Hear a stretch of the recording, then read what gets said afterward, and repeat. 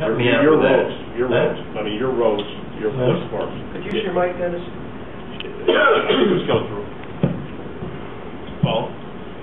Yeah, at a minimum, you should alert your police department. At a minimum, you should alert your insurance carrier. So, at a minimum, we should also alert them to the fact that they're standing out in the roads in any way that they... So would we have to direct the people to get off the road because if they get hit by a car, we're responsible? Yeah, I don't know where they're going to be. I'm thinking that's what you're going to have to police. I would dare say that because of the potential liability, and you're on notice that they're going to have this demonstration, they're going to access our public area, you're going to have to do more than just send the chief a note. You're going to have to clarify with him that he is to take responsibility and or maybe not patrol it, but certainly pay attention to it.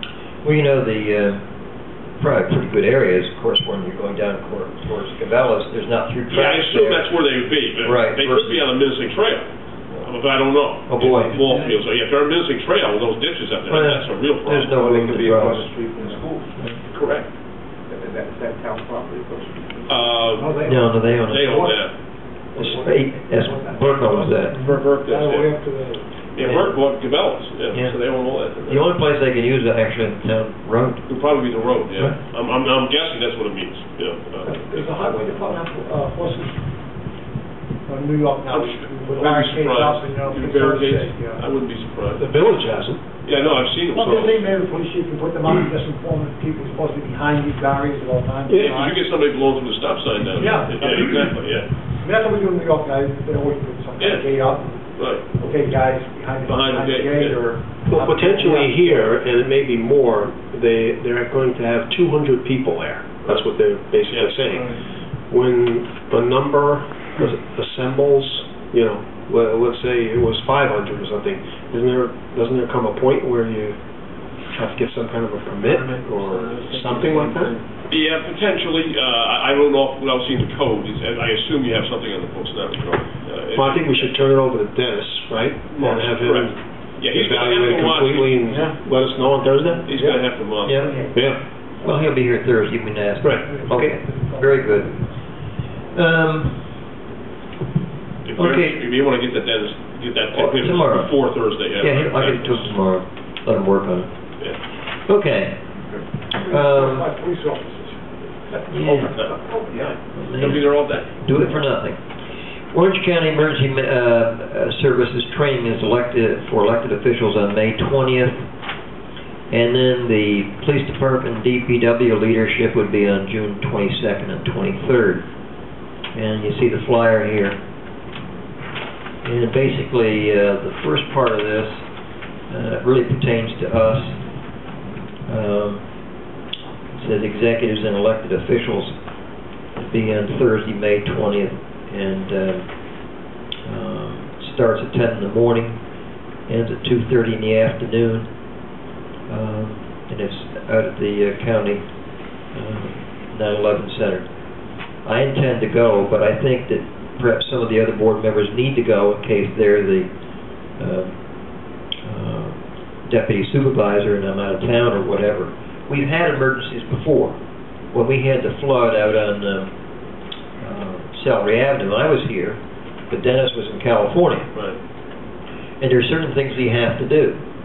And so we worked with Rick Golden and we got through it just fine. And then the last time I was incapacitated and snow removal, and that's when Phil did it. So we really need some, if people are going to be in town and they can attend this training, I would recommend they go. I think I'll plan on going. Okay. So Thursday. Thursday. Yeah. Can you make it too, Lou? Or? Yeah. Okay. And Ken, you're working, right? Well, I'll try to get the day off. Doesn't take me a lot not to work. Which day or? No. Well, we have another teachers union, George. All right. Well, I'm going to respond. What is that? Sorry, George. I don't know where I came from. I'm going to. Yeah, I can't stop that. I'm going to respond that we're all going to attend, and then the PD and the DPW people need to go on the next sheet. That COP and then COG, planning and coordination. And this is for people who will be here when we're not. In other words, we can be elected and then out of office, but the people, our employees need to go to this one, and I should think that someone from the PD and someone from DPW should go to that one. So if you two can make that happen, Lou and Phil. Okay. Would you send this also to the chief? Well, Do you need a copy of this so he knows? yeah, okay. But if I'll do that, and then you talk to him when you see him next time. Make sure it's in motion. Okay. One of the joint rec people came in my office the other day and asked that we fix the road leading to the back ball fields. And so I talked to George. He's our tie-in liaison to joint rec. Did he talk to you, George? He's your maintenance guy, I think. Oh, was it Tommy? Tom, big burly guy? No. No? What's his last name? I'll tell you if I know. It's Italian last name, I don't know. My good friend, what's his name? Toscano? Well, Mike, there's a Mike Toscano. No, but he's not joining Genesee. I thought you were talking about the guy who works for us, Tom. I don't know if this guy works for us or if he's just soccer or what, he may be one of the organizations. Anyway, whatever it is, his comment is the road's in bad state of repair and needs repairing. And I said, well, talk to George. And No one's spoken to me. But we have a JRC meeting tomorrow night. Okay. 7 o'clock at the Village Hall, so I can bring it up then. Yeah, and I think that, if you recall, we went through this last year. And I don't know what we ultimately did last year. We talked about getting... You ultimately, at the end, while I was away, you got with Steve, and Steve and the guys went in there right before they did some work. Well, what we asked was to get a design, dig it all out, put a sub-base in. Oh, yeah.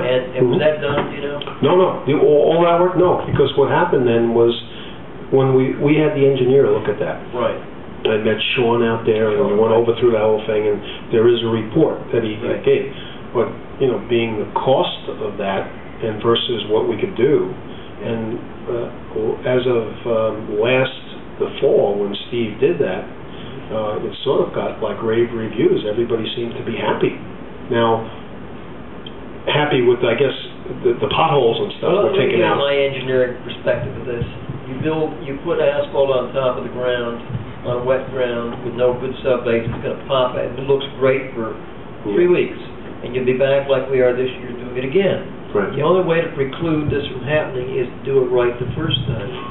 That's why our superhighways stay there for 20, 30 years with millions of cars and trucks. We need to look at this one more time. It's cost-effective to do it right. I don't know if there's any dollars in the JRC budget to do it right, because maintenance of their fields and everything else is important. They got to set priorities.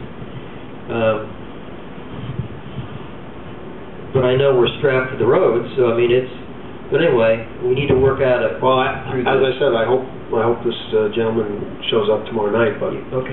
The last thing that Kevin, who does a lot of the work out there, right, and Trish had asked us to do, which I spoke to Lou, and Steve actually did go out there.